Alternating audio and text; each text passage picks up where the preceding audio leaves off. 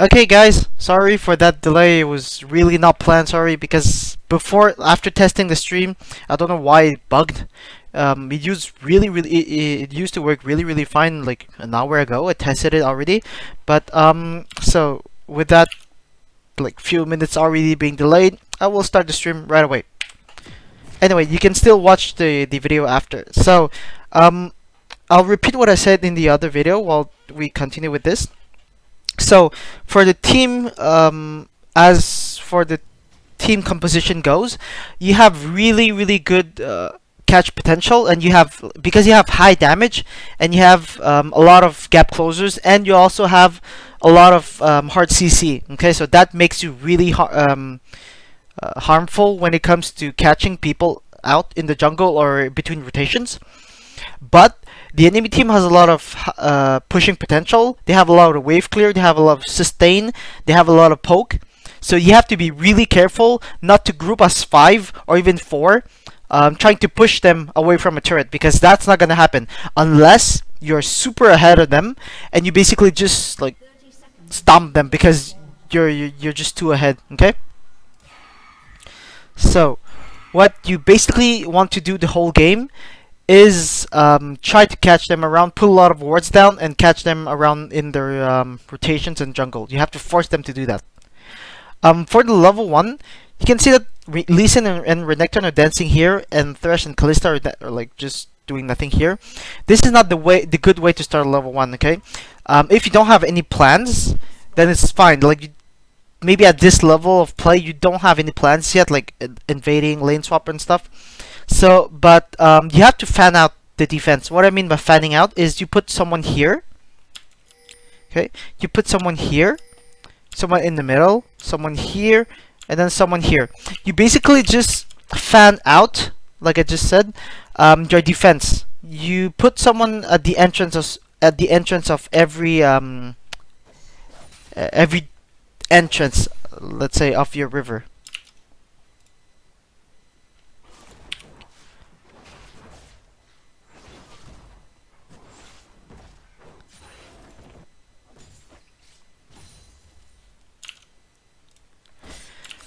So, let's go back to the Krugs. Apparently you did the Krugs, so we'll take a look at that. Oops. Sorry for all the technicalities, guys. I'm actually a bit rusted from doing this. We can see that you're taking a lot of damage from doing the Krugs, which is not the best way you should be doing it. You should be dancing the Krug way more than this, okay? What I mean by dancing is that after you kill the small one, basically, you split your 2 people into 2 groups. So you put Kalista or Thresh here, and you put the other one here. And the person not attacking basically moves in and then out while the other person is attacking. So the Krug basically dances from one target to another one. So let's say Kalista just finished her auto attack. Thresh is going to do the next one, right? So Kalista is going to move in while Thresh is doing his auto attack and then move out. But you have to be at equal distance around from the Krug to do this, okay? That will prevent you from taking so much damage like you are right now. But don't hesitate in taking a pot to do this, because you're basically trading a pot for a lot of HP, for a lot of XP in the early game, okay? So do not hesitate in taking pots.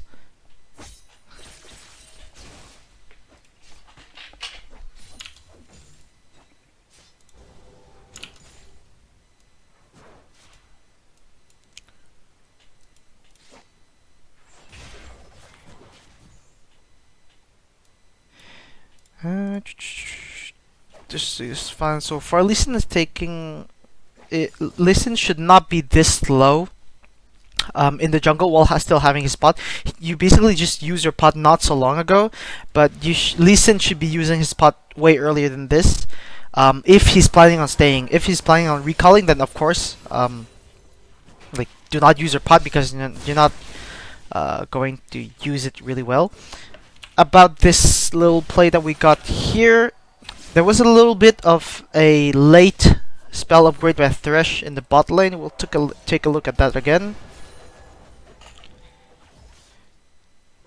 So you know that you're going to level up soon, right? Look at your HP, your XP bar. You are going to level up soon. Okay, after this minion, you know it. So you have to be able to level up your Q. Okay, because you took your flare, of course. You're gonna have to be able to level up your Q instantly when you level up. Okay, you know those minions are going to die. You know you're gonna level up, so you have to prepare in advance. So you're gonna be able to like ensure a kill on Soraka. Had you been able to level up your Q fast enough, it would have been either guaranteed flash, or if she doesn't flash, Sivir would have had to heal. But even then, I think you could have been able to kill her with your ignite. So Soraka would have been forced to flash. Okay. Look at this. You know you're gonna level up, so you have to be able to level up your Q.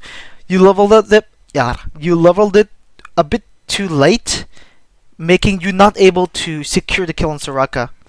Even after leveling up, you didn't even try to land the hook. You could have tried to land the hook. Okay, would have cost you a bit of mana, but looking at the HP that they have and the level that they have, the bit of mana that it's gonna cost you is not gonna be as painful as trying to land the hook. Okay.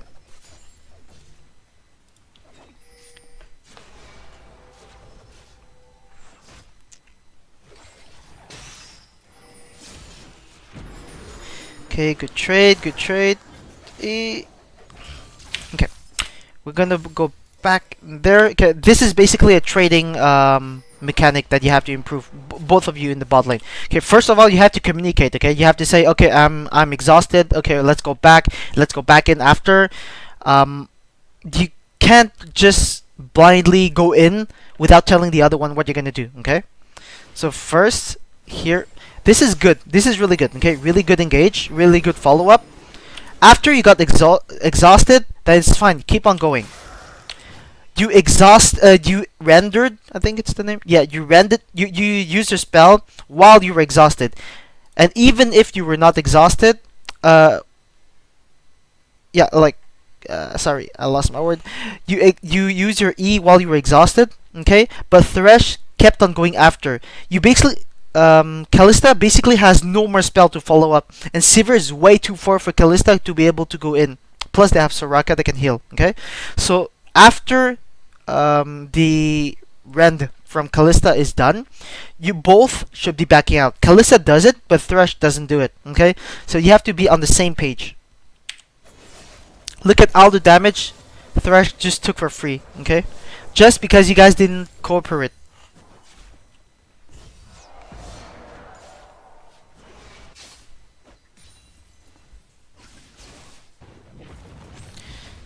Okay, let's take a look at this.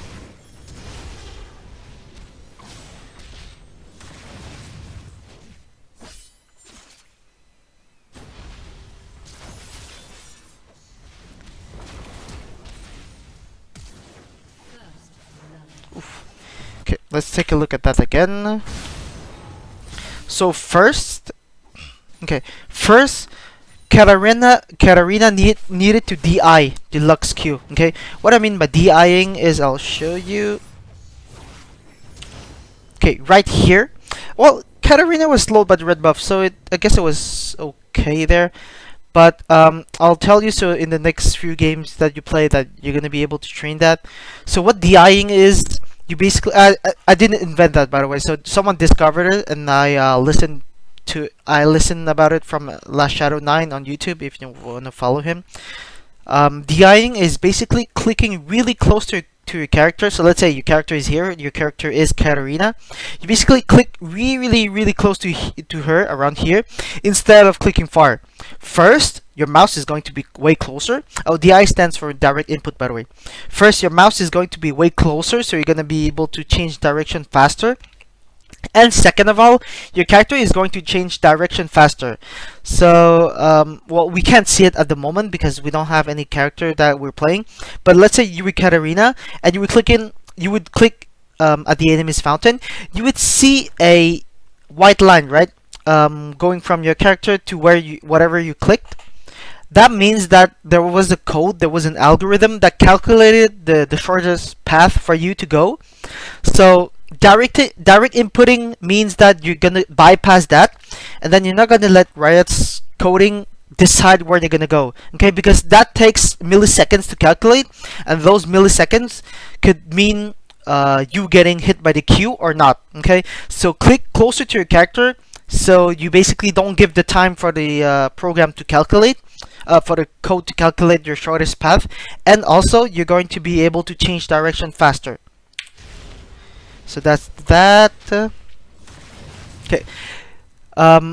Katarina took a lot of time to go back in after seeing Lee Sin go in. So this is obviously a lack of communication. You have to be able to say, okay, well, do I go in? Do I not go in? I mean, like, do we go in? Do we not go in? So you have to be able to tell your teammate your intention, okay? And after a while of playing together, your teammate should be able to a tiny bit guess your intention. But it's always best for you to say your intention instead of just making the other person guess.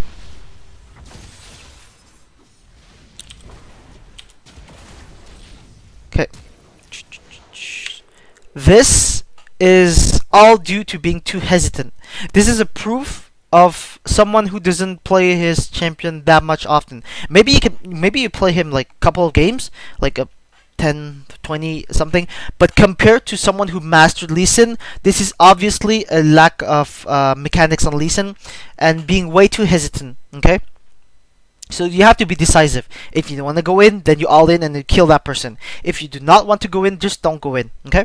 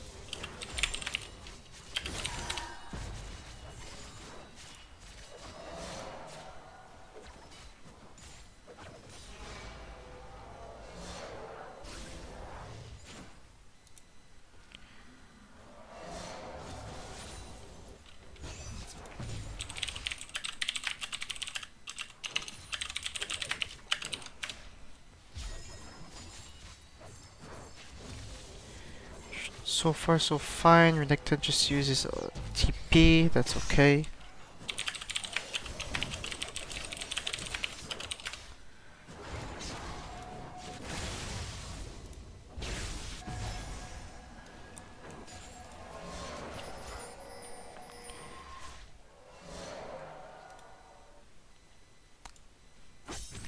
Item wise, it's fine on your side.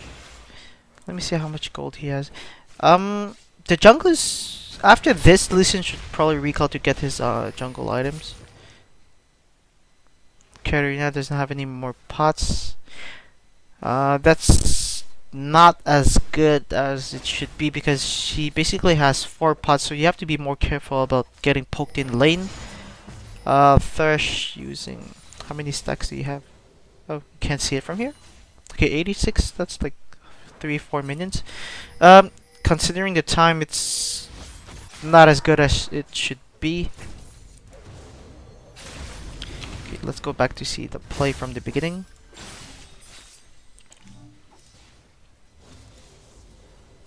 Okay, so we see Rek'Sai here. Katarina responds into going into Lux and ulting. Does she eventually die? She does. And that's it. Okay. So, first of all, you saw the Katarina, okay? I mean, you saw the Rek'Sai. What you should have done... Look, take a look at this. Level 4, you have to know the items all the time, okay? You have to click on tab and look at the items all the time. He bought 2 wards and 3 more pots.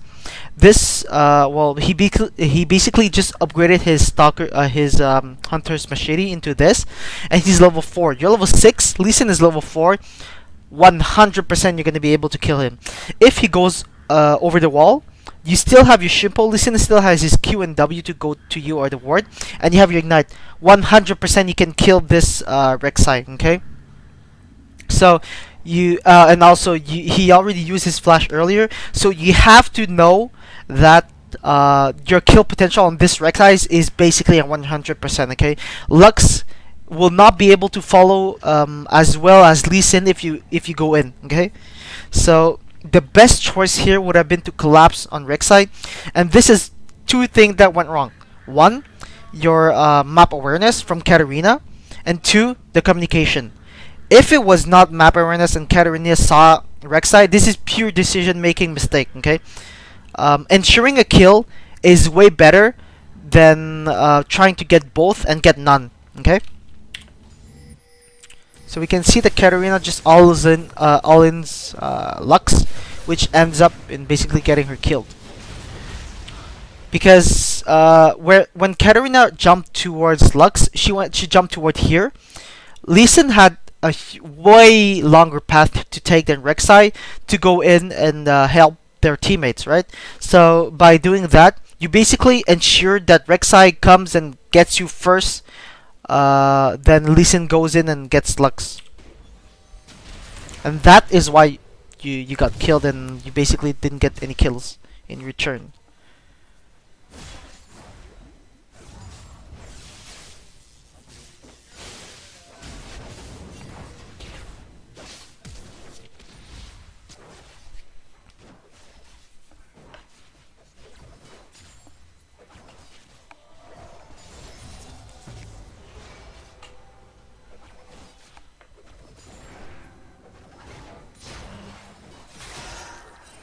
That's good. Really good not taking any damage. That's really good. Really well played there. Okay, that's a an example of really good communication, going all in, changing target, etc. I don't know if it's luck or if it's you guys talking, but either way it's good. It's just way better if it's you guys talking, because if it's luck, maybe next time you're not going to be as lucky as now. Remember, I'll be checking at the chat. I'll be taking a look at the chat after the game. So if you have any questions about any particular play or any general question how to play better as a team or etc., just type them in the chat, and I will take a look at it after.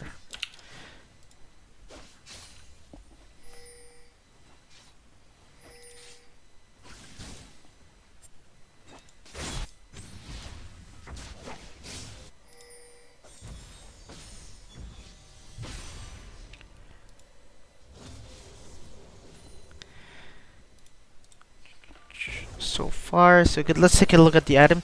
Really good buy from Renekton. This is basically going to ensure that Kennen is not going to be able to bully him anymore. Look at it. Whenever you take damage from enemy champion, your base regen goes up by a lot. Also, this gives health and resist. So this is like perfect against Kennen. This is good itemization from Renekton.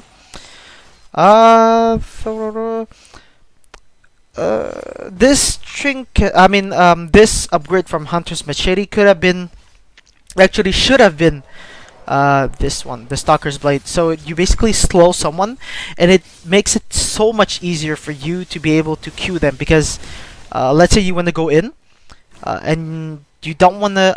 Let's say you're ganking someone. It is way better. It is way easier and better for you. Oh, I'll pause this because this is a misplay. It is way easier for you to just smite that person, so that person is slowed, and then go in and queue.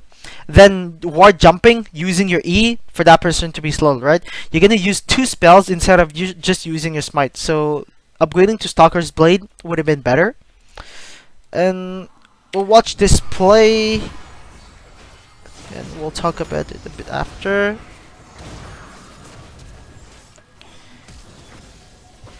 Oh, nobody got killed? Nobody got... Oh, that's good. Oh, there's gonna be a big team fight.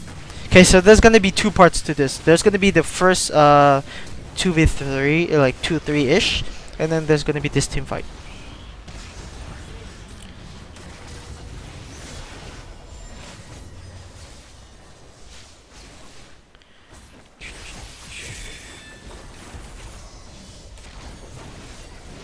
Okay, multiple things to say from this.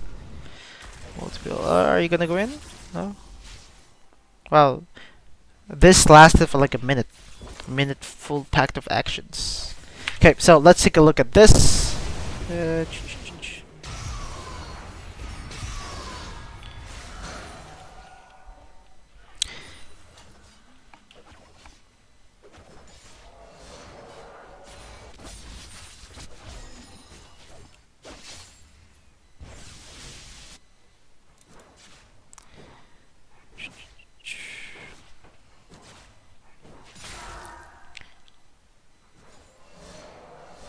Okay, whenever you see this, instantly both of you walk up. Okay, the reason why Soraka is here, Sivir is around here. Okay, we saw her just a tad bit earlier. If you walk up and Soraka goes in, 100% she's dead. Okay, she's gonna take way too much damage, and she doesn't have her flash. Blah blah blah. So by walking up here, you basically force them to split in two. Soraka is going to go back in the river, and Sivir is going to go back to her turret, right? After that, you basically just chase Soraka around. You have tons of things to follow up on a like a catch. So Kalista can just ult Thresh in, or Thresh can like walk up, flay, and then Q, etc. So when you see this, instantly walk up, like you did. Yes, you did it. Okay. So Thresh lands a hook. You see Sivir. I mean, you see Lux, right? Instantly, Lantern, walk back. Sivir ulted also. You have no point going in. Okay, this is tunnel vision. Okay, the reason why this happened is because of tunnel vision. You did a really nice catch on the Soraka, but the follow up was not necessary. Okay, all of this happened in like 4 seconds. Okay, so you have to be more aware of what's going on. Even if you're trying to catch someone, you have to be looking at the surrounding. Okay. We can see that Katarina is walking down bot, and Lee Sin is also. So the team should be able to help the bot lane a bit, gaining map awareness around this. Okay, the team should always try to communicate and say what's going on, even if you think that your teammates saw it. It's always a good practice to relegate information. Okay, after Kalista ulted, which was okay, you should not have went back in. Oh, nobody say okay. Well, actually, it was okay because Thresh bumped them up and Kalista was able to live. That's fine. Okay, Lee Sin tagged Lux with his Q. I do not know if you. I think Lee Sin is not looking around here because he's basically walking around this path, I think. So his cursor is probably around here. He's looking at bot. But the awareness has to be greater, and you have to know that Rek'Sai is coming. So you have really low chances of escaping if you walk around here. So your best chance to escape is to basically jump to Lux and then walk back to the turret, which is not what you're gonna do.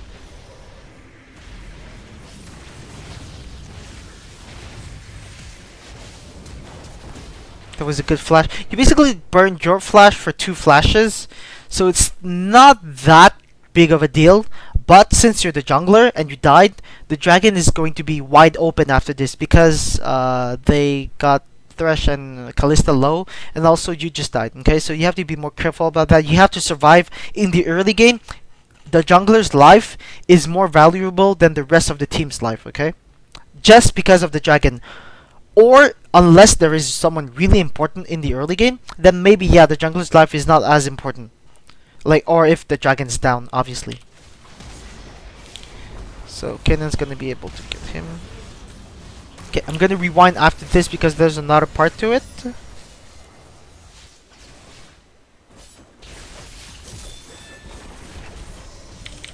Okay, so this, I'll rewind it and I'll say it really quickly.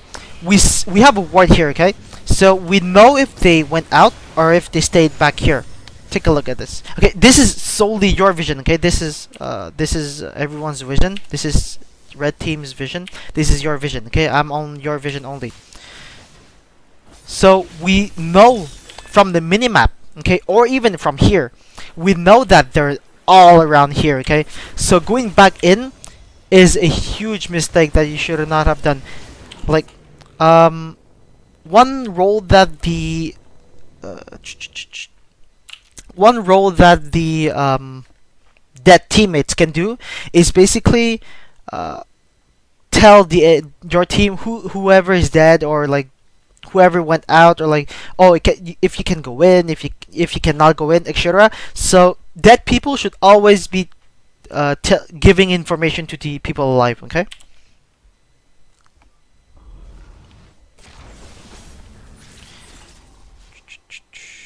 So nothing happens after. Oh yeah, one thing again. Okay, here, talking about the TP.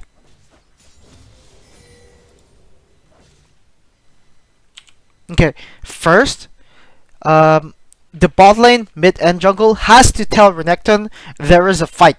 Be ready, okay? Just be ready to TP. That gives a lot of information as to what the your top as to how your top laner should be playing, okay? So just the whole team should be telling Renekton, be ready to TP bot lane, okay? We see Kennen TPing, and Renekton now obviously is watching bot lane. But by the time Kennen is going to mid to bot lane, it is going to be way too late. Okay, so instead of TPing bot lane, what Renekton should have done is hardcore push this wave. Okay, Kennen's presence in this team fight is already too big for Renekton to go in and do anything in this particular scenario. Okay, where your teammate is really low and the enemy team has a lot of CC and catch potential, etc. Well, you have a lot more, but they do have some catch potential. So TPing down here is basically just mimicking what Kennen did. It's not gonna bring any good to the team. Okay, so what you should have done is just hardcore push this wave and punish the Kennen from TPing bot lane. Like, look at the impact that you had in that team fight. It was basically near zero, right? So by not TPing in, by acknowledging that your teammate is not going to be saved even if you come, or the team fight is not going to be won even if you come, would have won you a lot of pressure in the top lane. Okay. So you have to basically turn a bad thing into an okay thing by doing a move that is going to punish the enemy from doing their move. Oh, that was pretty good. Pretty good. Careful, do not go in. Okay, so Katarina turned the bad move, the bad result, let's say, because move is what you do. Turn the bad result into an okay result, which is good. Well, it's not good, but like for the team, it's okay.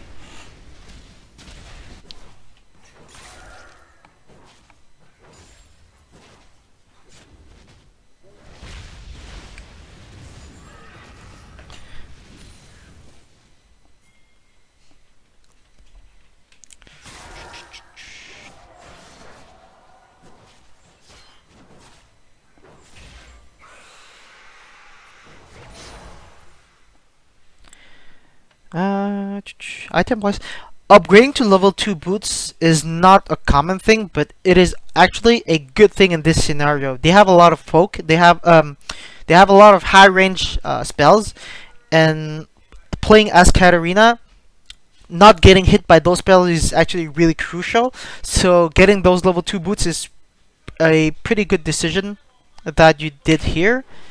Kalista, pretty standard. Thresh, pink. I did not pay attention. Sorry about that. I did not pay attention if Thresh just got the pink ward or he got it earlier. But you don't have to get a pink ward at this stage of the game. Not yet, because well, I mean, in this particular situation, because the dragon is done, the Baron is not spawned, nor you don't want to do Baron either, and also the turrets are not gonna the turrets are not destroyed, so you're not going to be able to roam as much. So buying a pink ward now is basically wasting the potential of buying something else. That's pretty good. Good, good, good. Nice. Spells are really well coordinated. Really good Lee Sin kick, kicking that guy back. You do not have to. You have to be not afraid of using your spells to ensure a kill. Okay, because basically, think about it. A spell is what? It costs you cooldown and mana if you have any, or health depending on the spell and the character. So it costs you really little in terms of resource, like your mana or your health or energy, and it costs you seconds.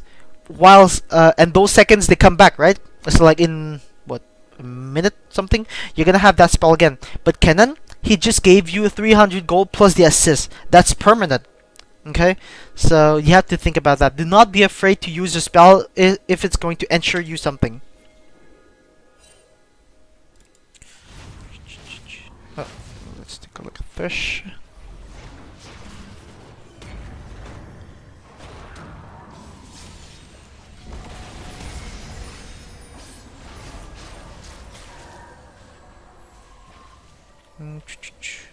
Okay, the decision of going in is not bad, okay, but the way you guys executed it was what made you not get the kill on Rick's side.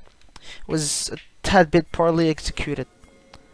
Okay, so good pings. Okay, you know that you go. There's a Rek'Sai here that you can kill. Okay, when you see this, instantly Kalista ult. Okay, you have to get Thresh in. There is no way Thresh is going to be able to get to Rek'Sai unless Kalista ults. Okay, because Thresh doesn't have his he doesn't even have his boots yet, so he doesn't have talisman, he doesn't have glory, he has nothing to go in, not even his flash. So Kalista has to ult instantly, and then Thresh flays and Q. Okay, a little tip about Thresh: you basically have to flay before queuing, because when you flay, that person is going to be to go in a certain direction that you decide. So let's say you flay backward, that person is going towards you, right? So you're gonna be able to queue in that opposite direction of that person. So you're gonna be, it's gonna guarantee you like 90% chance that you land your Q, unless that person flashes instantly after. Okay, after Rek'Sai running away and Thresh using his Q, you should have acknowledged the fact that you cannot kill Rek'Sai anymore. It's gonna be too late. Okay. Kalista didn't take the lantern, so miscommunication and mechanics there.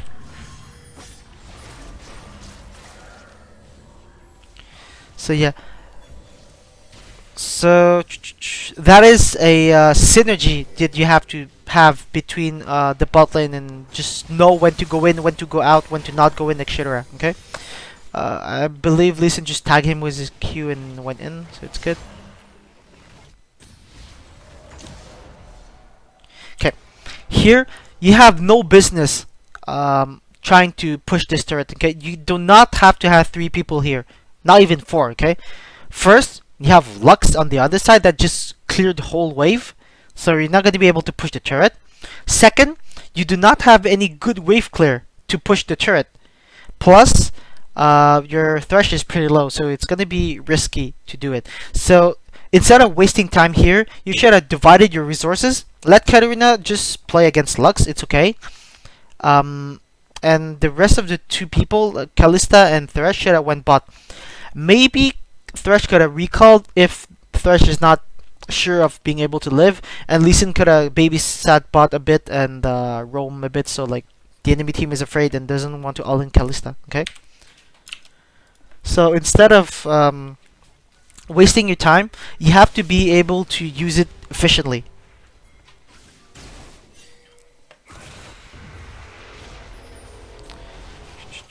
Look. You basically lost so much health on this turret because you were losing a lot of time mid lane.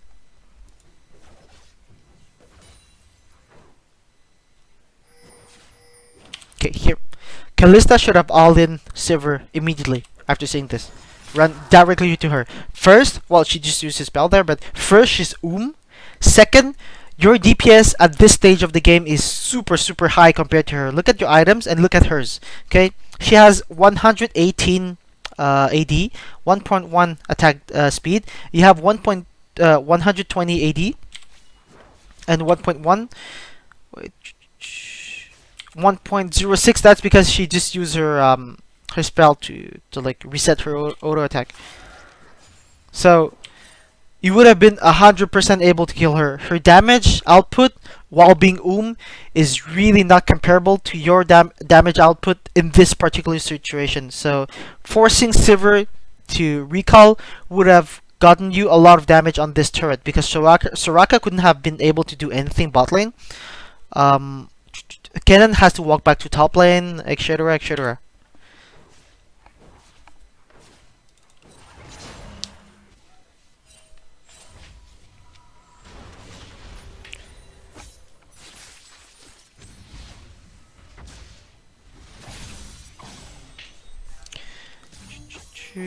Nothing so far. Items is okay.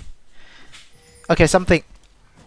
Whenever you go relic shield on any support, it is best to be able to upgrade it. Oh, ouch. It is best. Oh, I'll pause it. Is there a play? Okay. It is best to upgrade your relic shield into a Targon's Embrace as soon as possible. Whenever you get 500 gold, just recall, unless it's like a risky situation there for your ADC. Just recall and get the Targon's Embrace because that is highly gold efficient. Okay, getting the Targon's Embrace early. You do not need your Sidestone that early in the game because bot lane you have two trinkets. Okay, you have your two yellow trinkets, and it's basically a permanent ward in the river. So because your trinket has 120 seconds cooldown starting from the time where you put it, which I'll pause here. So starting from the time you put it, so after 60 seconds, your trinket is going to be 60-second cooldown, right? So while your trinket is on cooldown, your ADC puts down the trinket. So you basically have a permanent ward in the river. So you do not need to rush your Sidestone that early.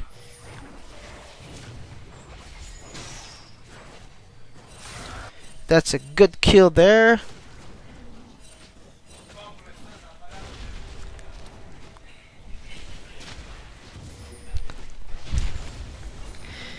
Okay, we can see that dragon spawning soon. Okay, no, my tab does not show the dragon timers like in the normal thing. So something about dragons, you have to prep dragons at least at the minimum 1 minute before it spawns. So in like 5 seconds starting from now, you have to be prepping dragon. The best thing to do is prep it 1.5 minutes earlier, because that way you can prep and see where the enemy team puts down wards, so you can either clear the wards or catch them trying to ward the dragon, because obviously they know that the dragon is going to be spawning soon, and they're going to want to ward the dragon, right? So use that knowledge to your advantage and catch them off guard. Besides, that is the entire purpose of you having this team comp.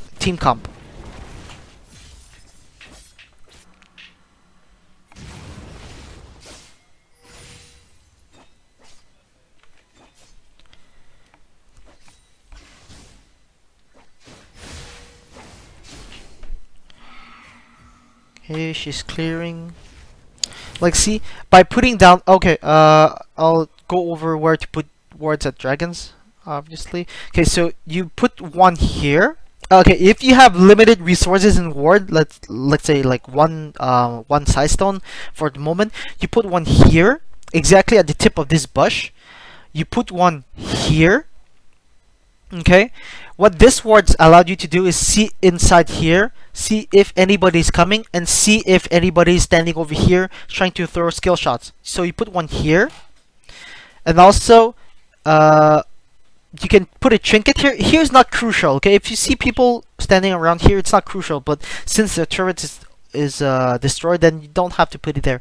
But those two wards, one here and one here, are crucial ones. You can pink this, or red trinket would be better, and you can pink the dragon. Okay, if you're on the blue side, you're on the blue side in this scenario, like you're on the bottom left side, put the pink ward where you put this ward. Okay, this allows you to see if the enemy team puts ward around this edge, so you can destroy it and deny their vision. But if you're on the opposite side, okay, if you're on the red team, you put a ward down here, so you can see when the enemy team wards inside the pit from this edge. Okay, so you didn't prep the dragon in time. Well, you actually prepped it a bit, but it was way too late. Okay, again, another mistake, like you did earlier. There is no point trying to go here and push Lux under her turret. You're not gonna be able to push Lux under her turret. Okay, especially, well, not especially, but because of the people that you have. Let's say you had Ziggs, it would have been perfect. Okay? You could have been able to push her. Let's say you didn't have Katarina, but you had Ziggs. It would have been perfect because you can knock Lux back, and then Thresh can play, etc., etc. But having Katarina in this situation, it's really not the best part of your team to be able to push like that.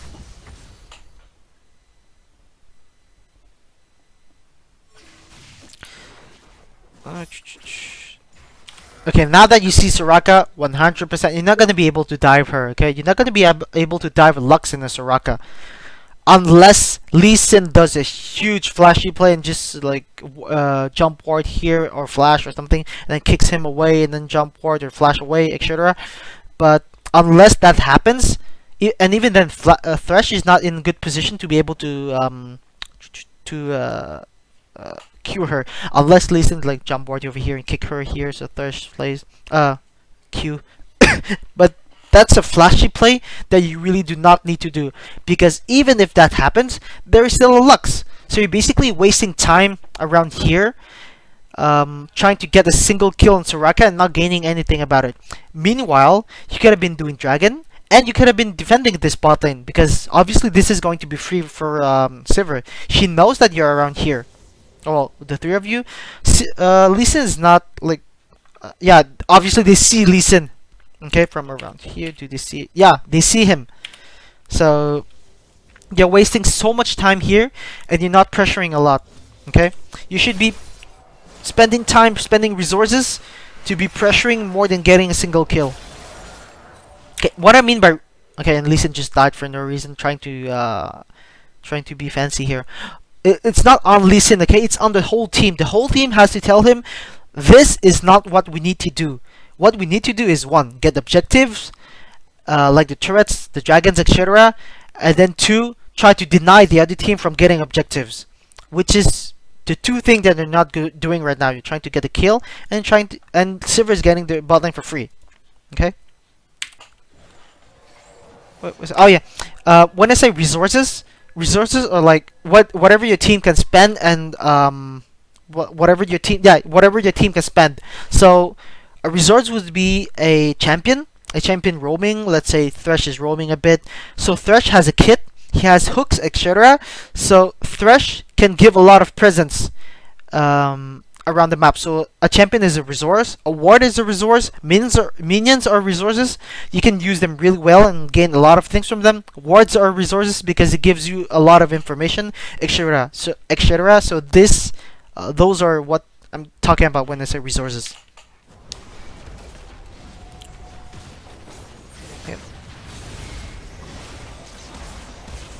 Okay. The only reason why you were able to do this amount of damage to the turret is because Lux went away to kill Lee Sin. Not saying that this was the best thing to do. Not saying that this is the best thing to do. It was not tremendously bad, but it was not the best thing to do. Okay, when I say the best thing, best means whatever gives you the highest chance of winning the game. So was this move whatever gave you the best chance of winning the game? No. Okay, so this was an okay move. It's not even good, it's an okay move, but it's not the best. It's like edge okay, edge like slight on the edge of being okay and bad. Okay, so you lost the bot turret for free. You basically traded what, 25-ish health of that mid turret for Lee Sin's death and bot turret. So you have to keep in mind what is it that you're going to trade. Okay, something else. Whenever you try to do something, you have to keep in mind what am I going to accomplish here? Is it worth the risk, or is it worth anything that it's going to cost me? So you stayed here. Your goal was to get the turret, obviously, because you hit it. Well, at first it was Soraka and then the turret, etc. So what are you risking? You're risking bot turret, and you're risking Lee Sin's life. So is it worth it? In the worst case scenario, no. And the worst case scenario happened. In the best case scenario, you get the turret. But that turret, honestly, by forcing the enemy team to rotate between dragons, blues, and reds, you could have been able to get the turret pretty easily. So the risks were not worth the rewards. I'll remind you again, the questions that you guys asked on the chat. I'm not gonna I do take some glances at them from time to time, but I'll be answering them more deeply after the game, because I want to focus on this primarily, so you'll get distracted.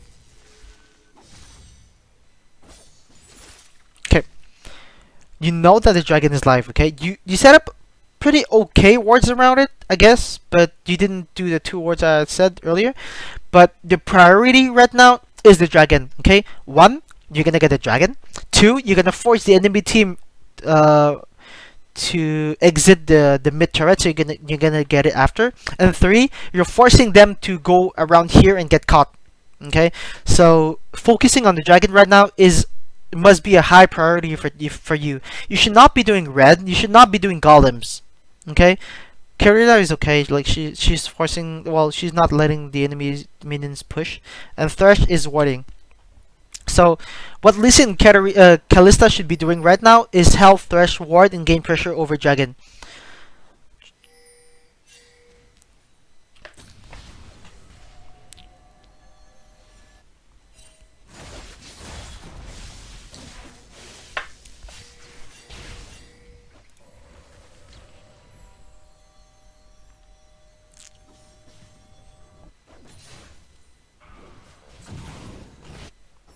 Okay, so by doing the jungle and by not going to dragon early enough, you basically let the enemy team gain control over dragon. This scuttle rift scuttler, well, crab, is super crucial. Okay, for the whole team and for the rest of the game also. You have to keep in mind that the crab gives you visions and speed boost, so it's super important to get them, especially in situations where you want to get dragons and barons. Okay, Katarina was fine. Okay, she had her flash, she had her shimpo, she had a ward, etc. She was 100% fine. Okay, what you should have been doing meanwhile is try to gain a bit more vision control around dragon. Obviously, they're gonna see your ward around here, and you already have a ward in pit, so you don't have to put a ward here. You could have put one ward here, etc., to try to catch them later on.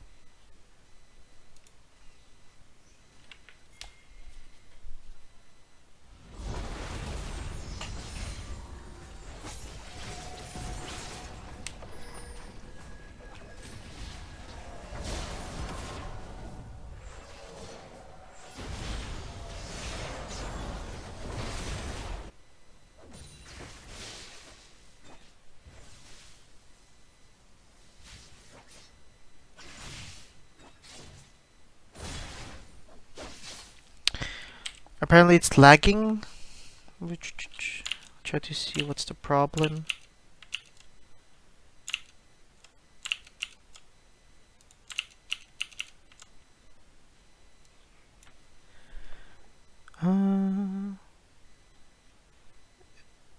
Shows that it's fine.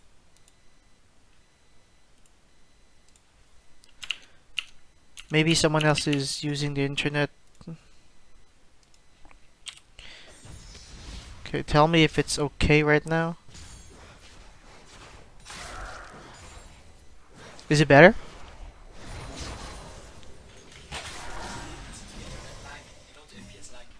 Yeah.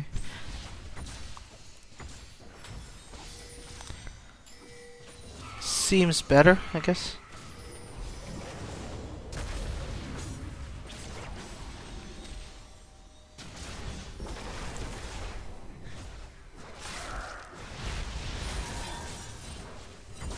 Okay, just give me a moment. I'll try to see if I can fix this.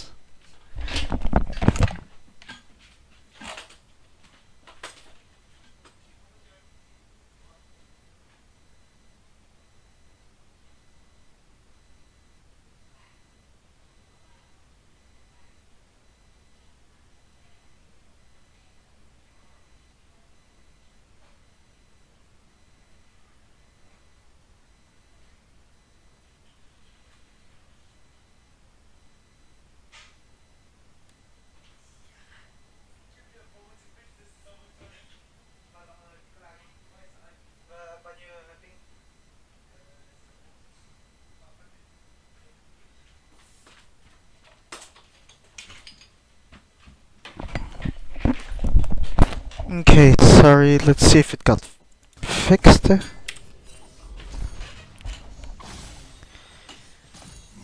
I'm really sorry about the technical problems, guys. This is actually well, it's not the first time I tried to stream, but it's the first time I tried to stream a coaching session. I think from now on I'll try to do offline coaching sessions and just coaching videos and just upload them after. Way less trouble.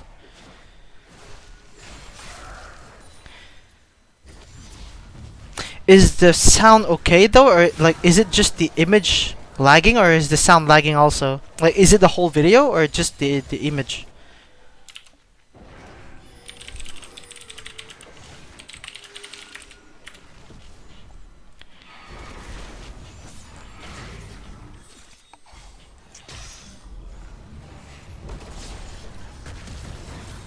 Okay, so you guys can hear me, right? Okay, we'll go after. We'll go through that a bit after.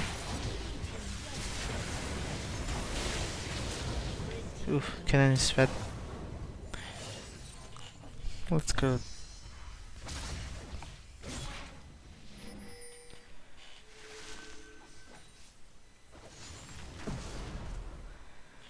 Okay, so let's go over that. Rewind.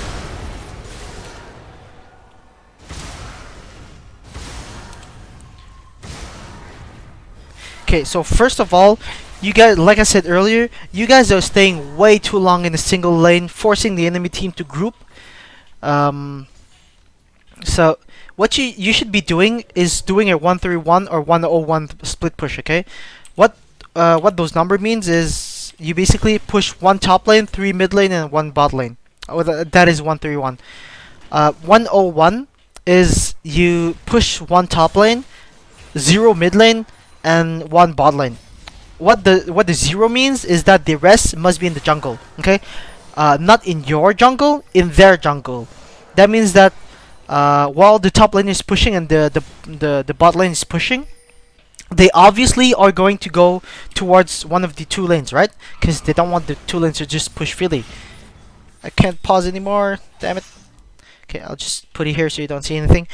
Okay, so so what I was saying, yeah, you basically do not want the you basically want to either catch people in the jungle with the 101, or if the enemy team is going to the opposite lane of where your whole team is hiding in the jungle, you basically want to outpush them out of turret. So let's say Renekton is in top lane, Katarina, Thresh, and Lee Sin are hiding in the bottom jungle, and Kalista is pushing up the bottom lane. So what Thresh, Katarina, and Lee Sin are going to do is that they're going to hide in the blue side jungle, wait until the enemy team shows up. If they show up in the bottom jungle, in the blue jungle, you catch them and you kill them. And Renekton has to TP or not, depending on the situation there. And even better, if they go for Renekton top lane, Renekton just TPs out, and you guys basically push a free turret as 5. Okay, so that's going to outplay them a lot. Okay, and you have like the perfect team to do that. You have a TP on Renekton, you have a Thresh, you have Katarina, you have Lee Sin. So those are perfect champions for this melee strategy. Okay. So let's go over the team fight. Sorry for going back.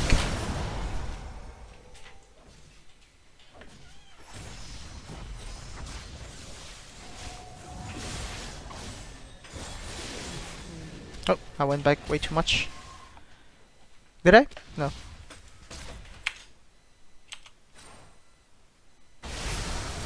Yeah, I did. Okay. So we'll go back.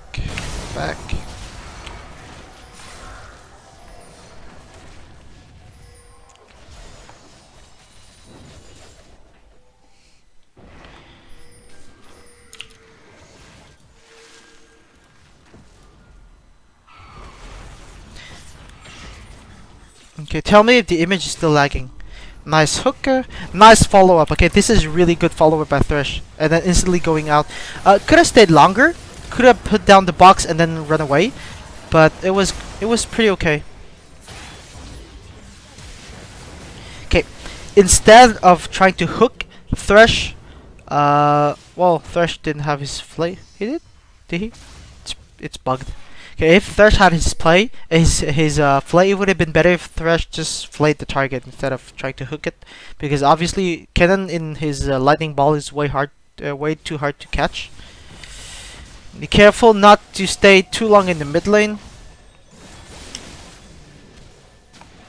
Okay, you must not overstay. You're welcome, because if you overstay it, obviously it's the good results that you got are gonna be nullified by you overstaying.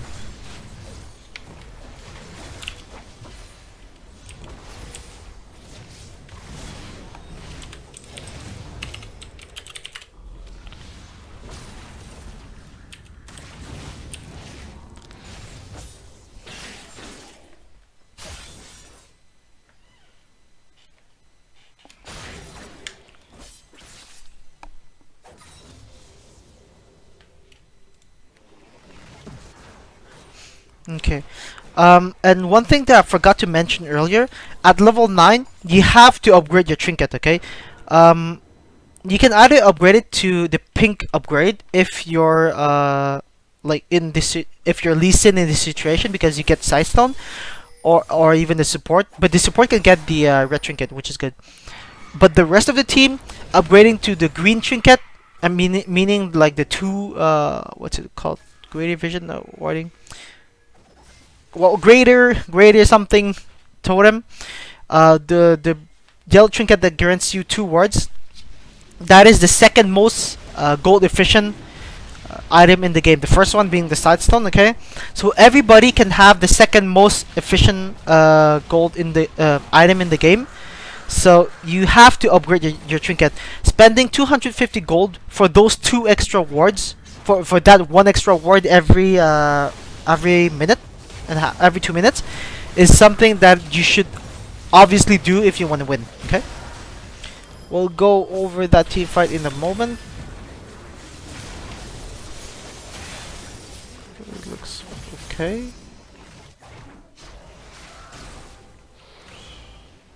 Okay, that was pretty late ult by Renekton. Okay, so we'll go. Okay, that is a really nice sneaky dragon. Okay, you have Kalista and you have Lee Sin. So you have one of the highest execute combo, actually the highest, if not one of the highest. Okay, well, one of the highest, if not the highest execute combo in the game. So it's a good thing acknowledging that. Okay. Oh, I'll do this. Okay. So Lee Sin, instead of dragging the whole team towards the dragon, what Lee Sin should have done is basically just kick the cannon away immediately. And after the cannon is gone, you want to re-engage after that with a Kalista ultimate on Thresh. Okay, so Lee Sin here, kick cannon away immediately. Do not let cannon AoE CC your whole team. Okay, and also Cannon is the most fed person on their team, so getting him out of the way is the best thing to do. Okay, second, Katarina is all about resets. So she has to try to get the most resets she can. Okay. So after killing the Soraka here, Katarina should have turned around and go to Kennen. Even if you don't get the Lux kill after that, Katarina should have went immediately on Kennen.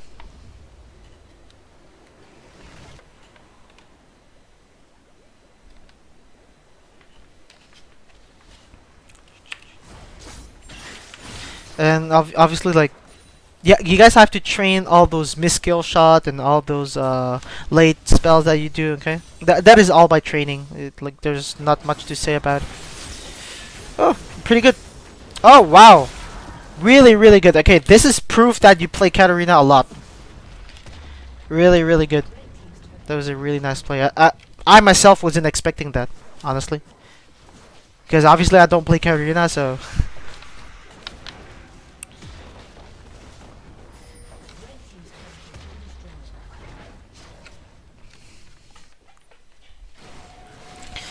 Okay, what you should be doing now is focusing on getting the top turret. Okay, you see there's a bunch of minions there. They might be able to get it, probably not. Maybe. Oh no, okay, server's there. So, what you should be doing is focus, just bring Renekton and Katarina and get this turret, okay? Because Renekton you can just tank it and Kalista is going to get the turret pretty easily. So, after doing that, and obviously you see a bunch of minions in the bot lane, so someone's gonna go defend that, okay? So, after doing that, what you want to do is play your team cup to the best. You want to ward their whole jungle, like 3 wards around here, 3 wards around here, and it's going to be super easy because you have Sidestone from Lee Sin and Sidestone from Thresh, and you want to roam and catch people off guard and kill them, okay? Whenever you kill them, whenever you kill 2, 3, that's a guaranteed turret after that. Especially because you cleared the 2 turrets from here, so you can roam so easily, okay? This is like a perfect situation for you to be able to catch them off guard, and then even do a Baron after that. After you do a Baron, it's going to be so much harder for them to defend against you, which is going to be the perfect thing for you, okay?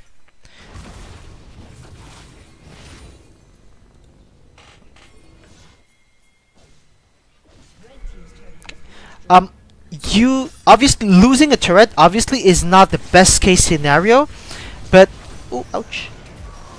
It's okay. I'm gonna go over this in a moment. Oh, really good reset. Katarina is fed. That is like one of the most devastating thing in the world, in this League of Legends world. Okay, Renekton has to be okay. I used to say, well, I said earlier not to be afraid to use the spells. Renekton should be a bit more conservative about his spells. Do not use it for anything. Okay, so top turret got pushed. Wait, what was I going to say? Okay, first of all, Lee Sin is obviously going to get this turret, so there's no point for Renekton to go around top lane. Second of all, oh yeah, the turret. It is really not the worst case scenario for you guys to lose this turret, because losing this turret, you can put a ward down, but that lets the enemy team go inside your like towards your base, and basically it forces them to rotate between your lanes, right? Because to rotate between your lanes from your jungle, right? Because for now, if you have this turret, they're not gonna walk in, and they're not gonna rotate between your jungle. So it's gonna be way harder for you to catch them inside the river than for you to catch them inside your jungle. Okay, it's not the best case scenario, but it is better than the one that you have now. Okay, well, I mean, like, it is better than the way of playing you have right now. Pretty good catch on Rek'Sai, but obviously you have Soraka, so it's gonna be tougher. Oh, you gotta peel for the you gotta peel for your 2. Do not go back into another. Okay, good.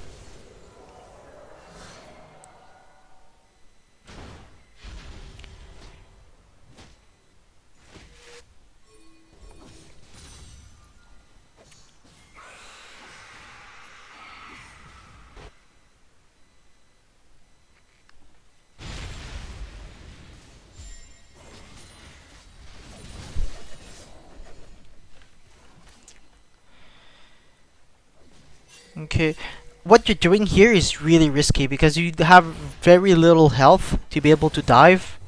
So it's pretty pointless. You're losing a lot of time trying to dive for under the turret.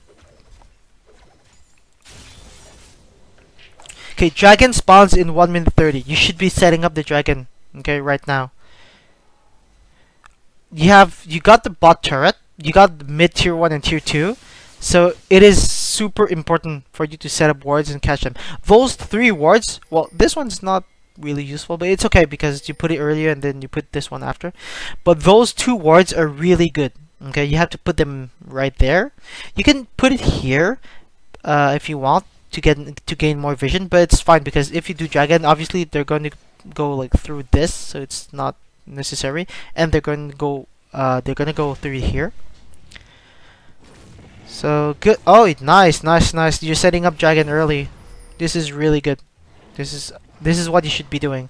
Maybe like 30 seconds late, but even then, obviously the team you're playing against is not the best one you're playing against, so it's fine.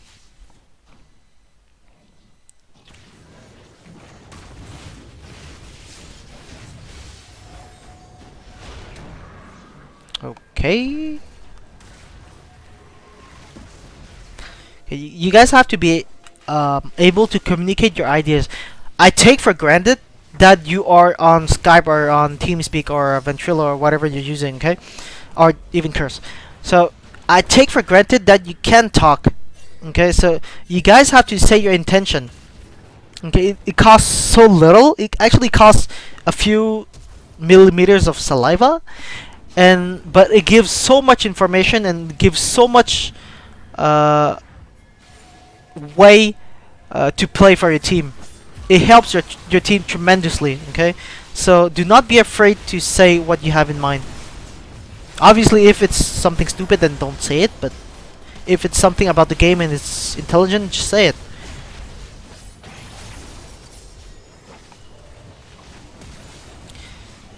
Please tell me you're not going to go. Okay, this is fine. Back out, back off, back off. Dragon is up, Baron is up. Back off, please. Do not do this. Please, please, please. Do not do it. Do not do it. No. Oh. Okay. Remember when we talked about the Lux and the Soraka? Well, this is exactly what happened, but with the Sivir, which is even worse. So okay. You got 2 people. You got the jungler, which is super important, and you got the one that is super fed on their team. What do? You go for Baron. Okay, Baron was free right there, and you didn't even need the 5 people there. You could have like put Thresh to ward around the Baron, and you put the rest of the team to Dragon. Okay. Also, let's go back. I'll show you something that you should have noticed. Oop. Why am I on the wrong vision? Please. Why can't... What the hell? Oh, okay. I didn't go back far enough.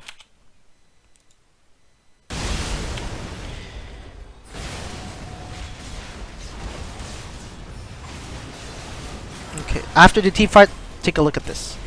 Oh wait, did someone die on your team? Okay, yeah, Thresh died. Okay, so Thresh should be shot calling right now. Take a look at this.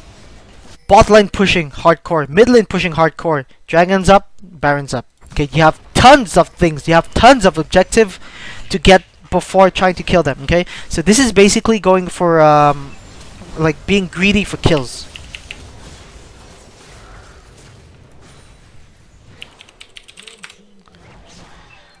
And also, so by also you could have just pushed the turret instead of going for them. You have 4 people. That you have the 4 most important people to push. You have the 4 most important people to push, but instead of pushing, you go for kills. You should have been pushing this turret. Had you been pushing this turret, you could have then rotated to bot lane and get this turret for free. So it would have been this turret for free, this turret for free, and after getting this turret, you could have went to get dragon. Or instead of doing that, you get this turret and you go straight for Baron. So in other games, it could have been different. It could have been you get 2 turrets and 1 dragon is better. But in this scenario, getting Baron is super important for your team.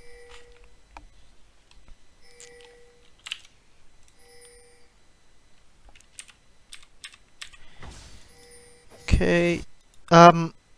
You've been doing it a tiny bit, but something that I want to put more more importance on is that you should be warding for what you want to get.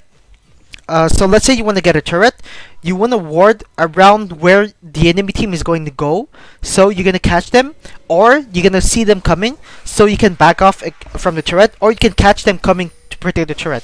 So let's say you want to get this turret, you're gonna ward around here, you're gonna ward here, and maybe you're gonna ward here, depending where to go, depending like what champion you have, etc. So that way you see when people are coming, and you can know, okay, well, you can maybe hide in this bush, you can maybe put one person pushing and put the rest of the team here, or you can maybe like just back off, wait for them to go away because the other lanes are pushing, and just go back to the turret. So those are small examples of wards you should be putting in advance to what you want to get. So you always have to know what your next few steps are.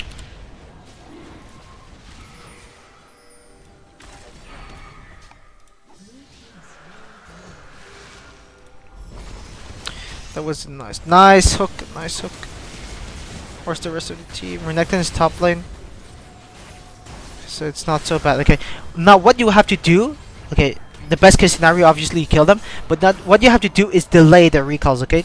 Had you not killed them, and had you not, well, nobody died, had you not killed them, what you should have done is go push bot lane, go push mid lane, and delay their recalls, so Renekton just basically push this turret for free. And, please do not die. Okay, so, but it is exactly what you did.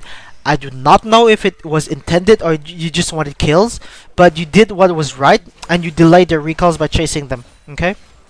You could have sent it someone bot lane though, because you don't need everybody to go delay their recalls.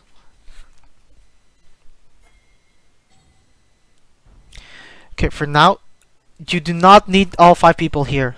Okay, you do not want to dive them. You cannot dive the team comp that they have right now, unless you're sure that Renekton tanks and everybody focuses the right person so Katarina can get a reset, etc., and get her going. But for the meantime, you're wasting your time, like you just saw. You're wasting your time trying to go top lane. You should have took this time to go ward the jungle, to go ward around Baron, and to clear bot lane, which is a part of what you did. Okay, let's say you're the enemy team, okay? By seeing Kalista bot lane, what do you do? What do you think? You obviously want to gain control over Baron. If you're a new team, you want to start Baron, but if you're okay or decent, you want to gain control over Baron and make the enemy think that you're doing it, baiting it, etc. Play mind games around Baron, okay? Don't start it in front of the enemy face like this. This is like bad, okay? But what I want to say is that you should know that they want to do that. So this is not what you should be doing as an AD carry. You should be trying to rush straight to Baron as soon as possible after you clear the bot lane. Even if you don't clear it totally, it's okay that you let it push a bit, because Baron is way more important.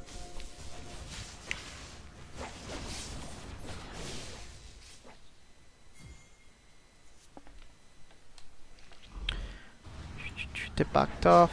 Oh, Kalista. Okay, I'll go over that. Oh, good AoE. Oh, but Kennen has better AoE.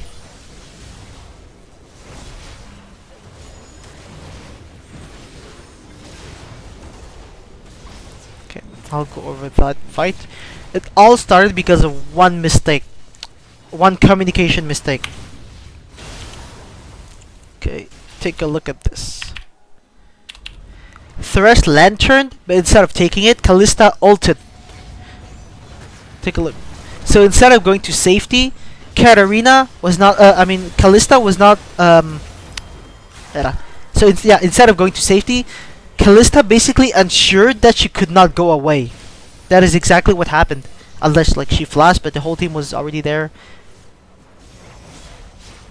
So that's what happened in that fight. Instead of doing that, Kalista should have taken the lantern and let her team reposition for a better fight. Okay. The AoE they have the I guess it was a lot of misfocus also that team fight. We'll go over that again.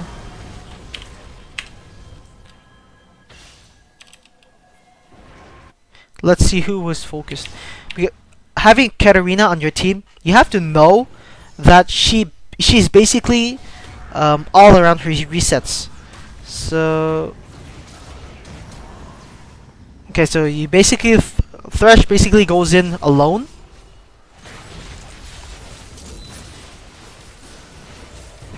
Okay, the heal went up. Soraka didn't even ult.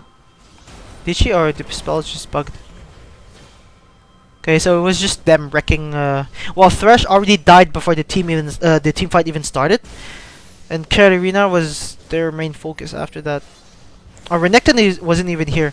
Okay, so it was basically 4v5, 4v3. I mean 3v5 because Thresh died first. Renekton wasn't even here, and then Katarina melted not long after. So like 2.5 maybe against 5. It was like the reason it is obvious why you guys lost that team fight. So but it all started with miscommunication. You have to say your intention. I'm gonna lantern. If you're gonna lantern, say oh, I'm gonna lantern here, ping it, or like I'm gonna throw you in, etc. It doesn't cost anything to say your intentions.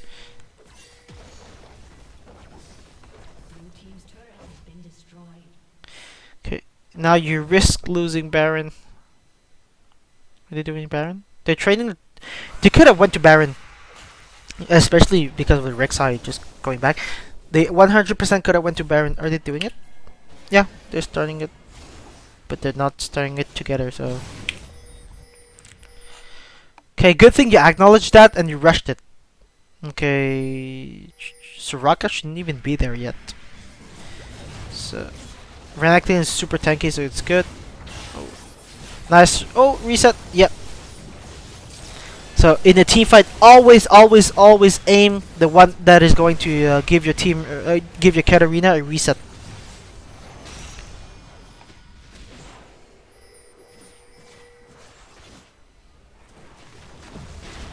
And you do Baron. Okay. Is Katarina chasing Rek'Sai? In this situation, you do not need Thresh around the in the Baron pit because Thresh's damage is really like not important. Okay, it's really low. So Thresh should be having pressure somewhere else on the map, either top lane or go help mid lane push or do something else. Okay, or even ward around Baron or deny the potential of Rek'Sai going back in and steal it. Okay, that is basically splitting your resources. You don't want to put all your resources. Let's say you have $1,000, which is your whole team, $500 everyone, but the Baron costs only 600. Are you gonna still pay the person 1,000? Oh well, 800 in your case. No, you want to use that 200 to do something else, right? You want to use that 200 to put pressure somewhere else. So only use the minimal amount of resources that you need without putting the team or the game too much at risk. Okay, but in this situation, getting Thresh away was zero risk. Okay, you were not gonna lose the Baron. Well, I mean, you were not gonna die to the Baron after losing Thresh.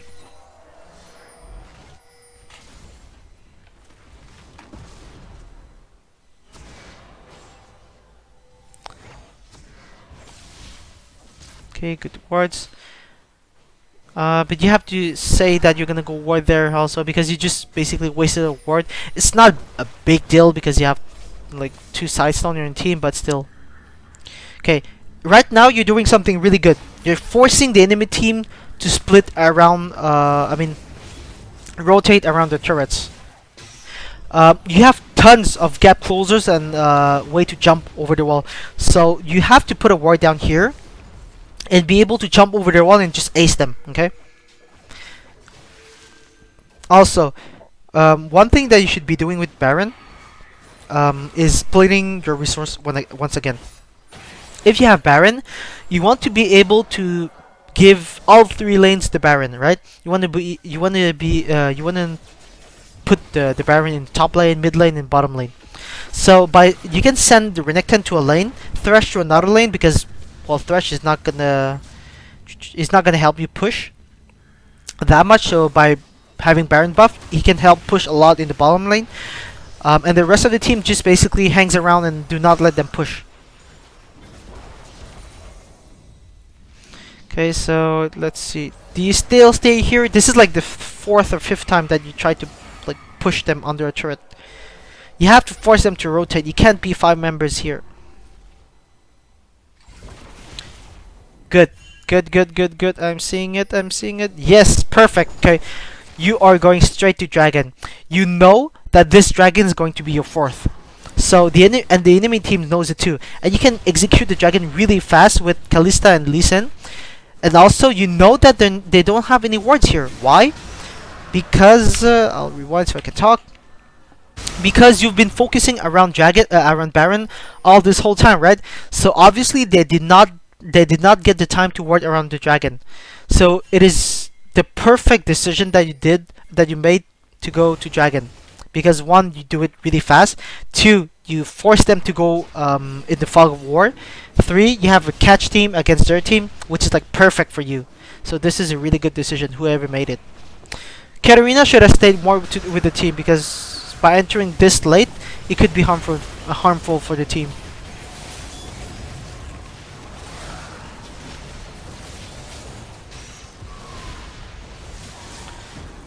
Okay.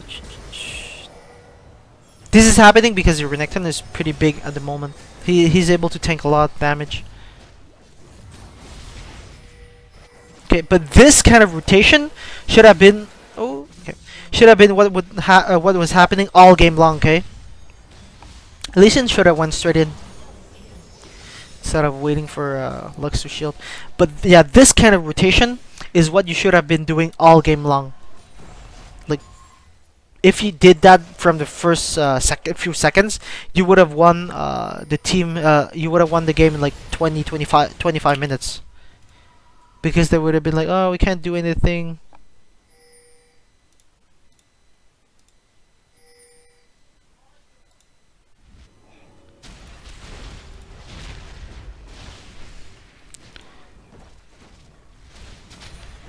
Okay, you still have Baron? No, you don't have it. Okay. So now your team is pretty huge. Okay, your team at this point of the game is really strong. Even in the 5v5, because Soraka is not going to be as useful as Thresh in this situation, even in dives, okay? Because they only have Rek'Sai as a true tank, while you have Lee Sin and you have Renekton. Also, it would have been really good for Katarina to go Morello's Nomicon this game, because nullifying Soraka's like everything Soraka can provide with one single item is something that you should really invest in. Okay.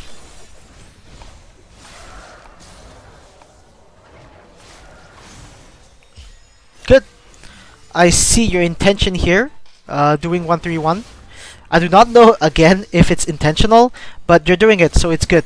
But knowing it is just so much better, okay? Because you're gonna do it intentionally next time. It's not gonna depend on luck. What was I going to say? But yeah, you stayed a bit too close in the mid lane. When you do 1-3-1, you want to make sure that you do not get caught.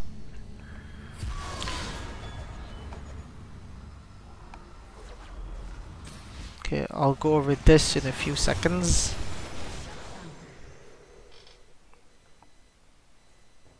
Okay, do you see what happened?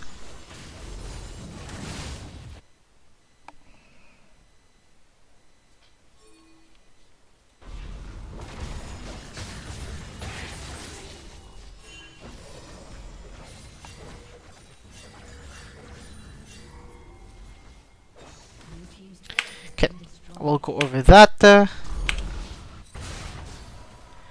Katarina recalls. Okay, Lee Sin and Renekton are pushing far up. So here, what Lee Sin should be doing is hard push. Okay, Kalista already used her heal and her flash, so she's 100% dead. Okay, she cannot escape this Sivir's ultimate. What Renekton and Lee Sin should have been doing is split push the side lanes. Okay, push top and push mid, push bot. By doing so, okay, this might sound counterintuitive to not save your teammate, but you basically trade one death for pressure, which is okay, because in this situation, by going all trying to save Katarina, I mean Kalista, and not succeeding, you basically ensure that they can push the turret, and then after that they can push the other turret. I mean like harass you under the turret, which is exactly what they want. But had you been pushing top, had you been pushing bot, they would have had to choose: do we recall and defend, or do we let them push hardcore and risk losing a turret? Because Katarina and Thresh can easily delay their recalls. Okay, so what you by pushing top lane and mid and bottom lane, you give them the choice: do we push down mid and risk losing 2 inhib turrets, or do we recall? So once again, you basically trade one death for pressure, which is okay. You nullify the fact that that person died. Dying without losing anything at this stage of the game is basically nothing. Okay, like 300 gold is really not that much.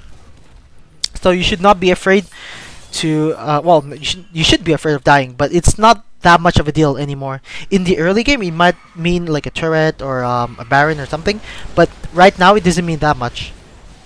So you should use that to your advantage. Like you shouldn't panic. What I mean is you shouldn't panic when someone's dying.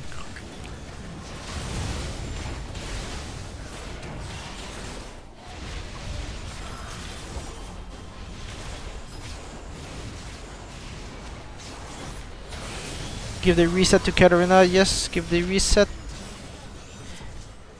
Oh yes. Oh yes. Am I seeing this right? Oh yes. Bait them. Katarina. They're so squishy. Oh, but why does Katarina go in alone? Oh, she could have continued. You could have. Well, okay, this was good. This was good, but it was not the great. Like it was not great. It was not the best thing. Okay. I'm pretty sure you know what I mean by the best thing. Like the two of them should have stayed here, listen, stay here, bait them, all go all in. But this again was a lack of communication. Okay, it could have been the best thing, but you turned it into the good thing. Okay, so always know what you have to do best. Okay, good split of resources, top lane and mid lane. Okay. You know that you do not need Kalista in the mid lane to get this turret with the super minions and Katarina coming to get the inhib neither after. So really good split. Okay, this is exactly what you should have been doing. Okay, you saw Rek'Sai going back and you saw him with the ward. Kennen is mid lane. So Kalista, what she should have done is get the turret at the cost of her life. I mean the inhib. Okay, it turned out well because the enemy team was so retarded they went in like after so long. Okay, but obviously this was going to go down, so the rest of the team should have just stayed around here. Lee Sin and Katarina rotate around here, go on Kennen, and Rek'Sai basically gets isolated around here for nothing. Okay, so Kalista should have stayed on the inhib, wait for the rest of their team to come, and then you three men kill Kennen and secure the inhib, okay? Instead of going back, because you know that Rek'Sai can only go from around here towards Katarina. I mean Kalista. So it was super safe to go towards top lane for the rest of the team.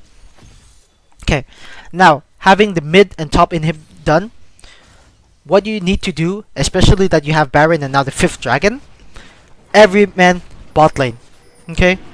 Every single person bot lane. This is going to ensure you 100% the game. They will not be able to withstand the super minions, the 5th dragon, and the empowered minions by Baron, and you guys pushing. Okay, so if you want to ensure the game, just every man bot lane and push. Please tell me that's what you're gonna do. You can even tank it. How much does Renekton armor? Okay, 170. 78, it's fine. You guys have so much health, they can basically tank the bot turret and just still get it. Yeah, that's what you do. Okay. if you want to ensure the game, you could maybe go push the bot lane so the minions goes in and etc. But doing this is okay. As you see them protecting this is why the game is ensured. You can, yes, exactly. You can go in, and while they're clearing the minions, you basically just get the free stuff. Oh, they surrendered. Okay, so okay. To ensure the win, what you should have done is let the minions top lane push, let the minions mid lane push. They are going to push. They have super minions, and you guys push the bot lane towards up. To make it faster, you do what you did. You basically backdoor the turret without the minions. You and to basically risk a throw, what you do is you go for twin turrets and try to dive them. Okay, which is not what you did, which is excellent. Okay, so I'll go through a few recommendations for the game overall. I'll post out in the description of the video, and then I'll go through the question on the YouTube chat. So, first of all, with a Lux mid, okay, and a Katarina on your side, you should be camping the mid lane so hard, okay? Not only Lee Sin should be camping mid, but Thresh should roam as well to camp the mid lane. Of course, if Kalista is not in danger or anything. But Lux has no escape. Her CC is her only form of escape. And Katarina can solo carry games when she's fed. So this is the important part of... this is one of the important part of the game, of your team comp. Second of all, communicate more. Tons of play could have been done, and misplays could have been prevented if you only say your intention. Okay, it costs so little. It costs your saliva, but you gain so much out of it. You gain team collaboration. You gain team synergy. You gain higher chances of doing a good play. I mean the best play, etc. Keep your eyes on the objectives, okay? You have to know what the next 3 steps are. You have to know, okay, I'm gonna go get this, and then we're gonna rotate here, and then we're gonna go get this. So to do this, to do those 3 steps, I have to ward here, here, here, and here. And I have to put pressure here, I have to set up this, I have to do this. Okay, so you always have to know in advance what you're gonna do. And, okay, so for dragons and barons, you have to set up the dragons at least 1 minute in advance. The best is 1 minute 30. 2 minutes and 1 minute 30 and more is a bit overkill, but in some scenario, in some cases, it might be good. Okay, but in general, 1 minute 30 in advance is the best. For turrets, you can put wards 1 minute 30. Also, maybe 1 minute is enough in advance. So you see people roaming around and coming to get to protect the turret. Turrets don't need as much time of warding in advance as dragons, because turrets is something that they protect without having to have vision. Dragon, they have to contest it, so they have to put vision around. Okay, so turrets, you don't need that 30-second in advance. You have to coordinate rotations more. There were some times where you were walking and some people were dying because they were caught off guard behind, etc.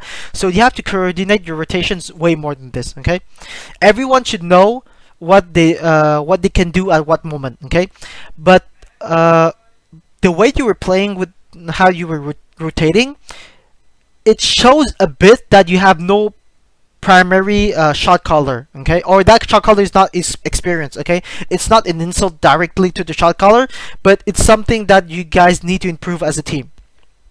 Okay, something super important, a way of playing. Okay, once you're ahead, you want to keep the lead. You want to do as little mistakes as possible, meaning taking as little risk as possible. Okay, and the opposite when you're behind. When you're behind, you want to force the enemy team to take as many risks as possible by trying to make plays. You were a tad bit behind in the early game, and you force the enemy team to rotate and do a lot of plays, so it's okay. But in the when you had the lead, you tried to make too many fancy plays. I'm talking about the dive, top lane, etc. So when you have the lead, try to keep it. Try to pressure the lead. Okay, use your pressure to your advantage. What else?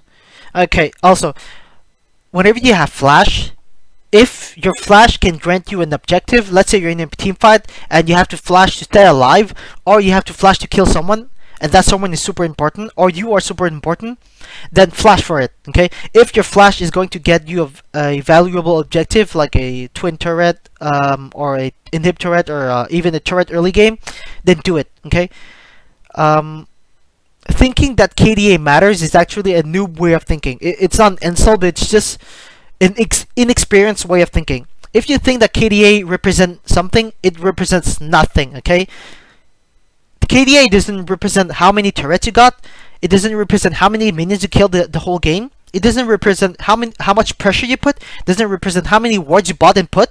It represents nothing. KDA is only team fights that you have, and even then, like League of Legends is what 5-10%, 15 maximum 15% about team fights. So if you want to represent your whole game around 15%, then your way of thinking is really wrong. Okay, so you have to be thinking, what can the team do to win? If by dying 10 times and getting like 5 turrets, if that is the way of you for you to win the game because your team is all around split pushing, then good.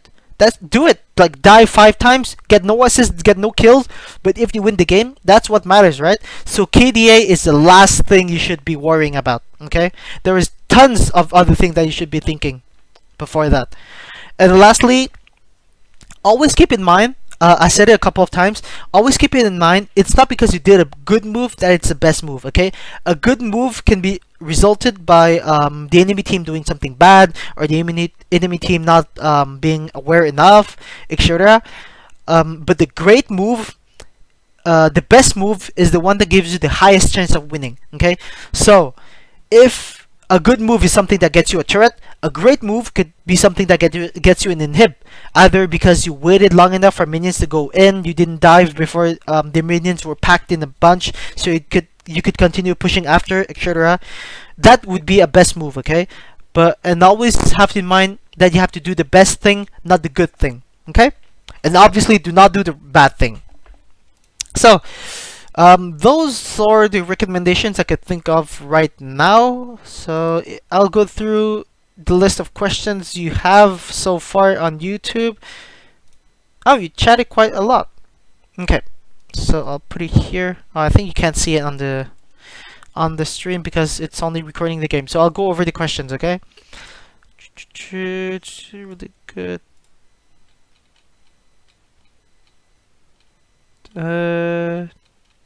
You said a lot, Kush. I think at 9:17.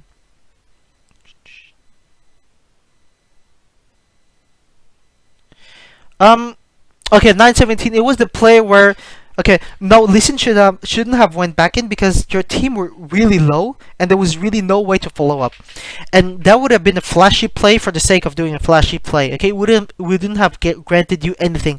So the risk, the reward, get a kill on Lux. The risk, getting Listen killed, which would have cost you, and it did cost you actually, the dragon, and a lot of pressure because your teammate have to recall and you would have lost the turret.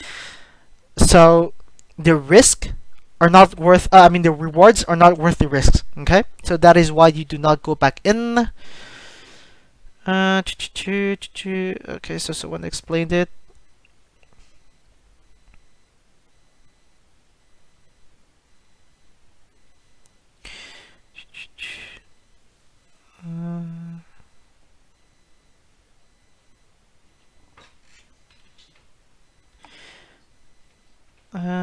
Yeah, sorry, I fell asleep. Someone fell asleep. Do not fall asleep while I'm teaching you stuff.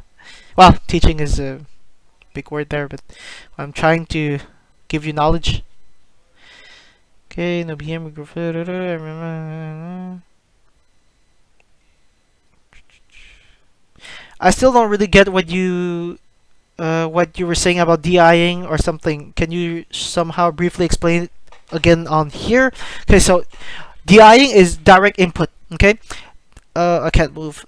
Damn it. Okay, direct input is I'll go like this. Okay, so whenever you click far on the minimap, and you see that there is a white line tracing the route where you're gonna go, right? So that basically means that Riot has a code that calculates, like a GPS, okay, that calculates the fastest route for you to go from your point A to the point B where you want to go, right? So that takes some milliseconds out of your character moving, right?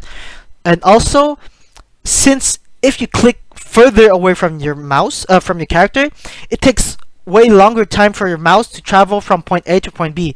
So by DIing, DI meaning direct input, you can click really, really close to your character. Let's say this is your character. You can click really, really close to your character. For one, you can change your direction faster, and two, you do not let the code calculate the fastest route. So it takes less time for your character to change direction, and it's way easier to dodge kill shot that way.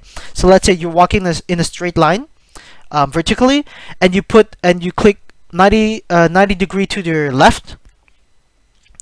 It's going to, and you click it really close to your character, it's going to change direction way faster, and you're gonna dodge a skill shot way easier like that. Okay, so it's something that you have to improve. Lagging. Okay, level 9 trinket.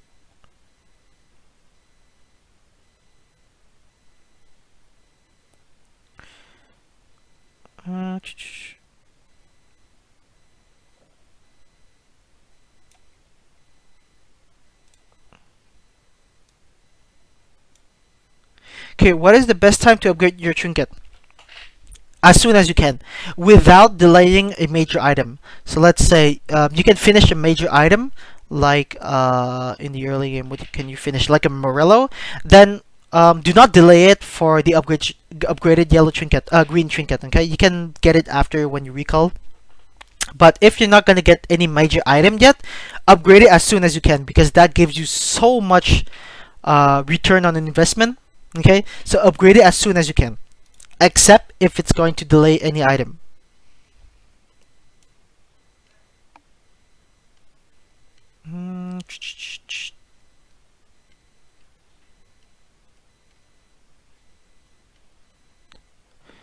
God, you guys talk too much. I'm just kidding. You're not gonna talk. You're not talking too much. This is okay. Where was I? I lost track of where I was. Okay. How does item-wise look? Renekton is building really okay. Most of their damage come from AP-based champions, Kennen and Lux. So you have to itemize in order to defend against them. So MR, this is good. Going benches val is something you should be doing in this game, and this is what you did, of course. Yes, Locket is super good. Going Frozen Heart is a bit of overkill. There's only Sivir that like gets debuff from Frozen Heart, and Thresh is not going to be on top of Sivir all the time, right? Thresh is going to be defending Kalista most of the time. So building Frozen Heart was not the right path to go. Going Locket, Glory would have been perfect, or even you should have upgraded your Relic Shield to Face of the Mountain.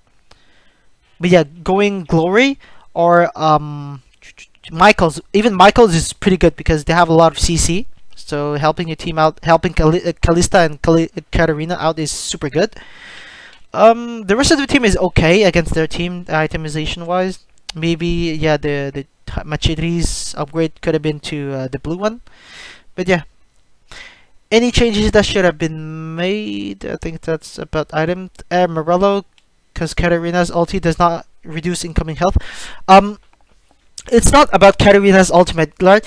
Your ultimate is not going to be up all the time, and you want to negate the healing that they got. Because let's say you you shimpo in the bunch and you ult, and then Soraka just silences you or someone CCs you. You're not gonna be able to reduce the Soraka's healing anymore after that, which is something crucial that you want to be doing. So your W and your Q can be reducing their health, their healing, had you had Morello. Okay.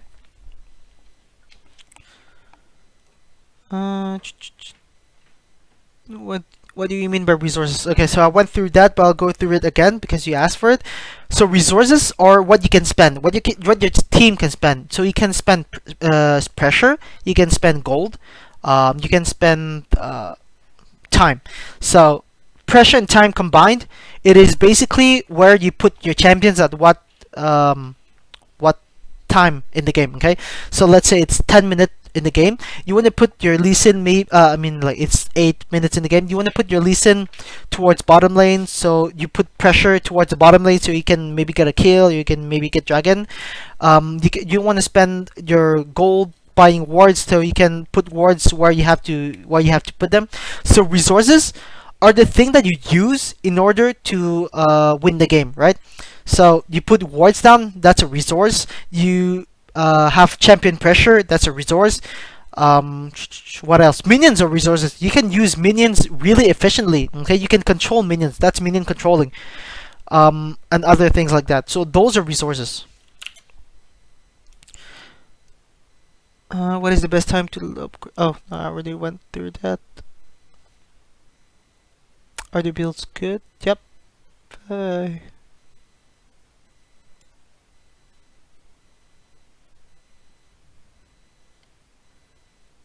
Okay, so I went through. So I think I went through every question that you have. If I missed them, I'm really sorry. Okay, what lane should jungle camp the most? In this particular situation, jungle should have camped mid the most. Okay? For the reason that, for the first recommendation that I gave, because Lux has no escape, and Katarina can solo carry the team. Okay? So, and as Lee Sin, it's super easy to camp the Lux, and Katarina has super good follow-up. So in this game, you should have camped Lux. But in other scenarios, it could have been bot lane, could have been the top lane, could have even been the other enemy's jungle. So, yep. Okay, I'll end the stream right now because I don't think. Oh.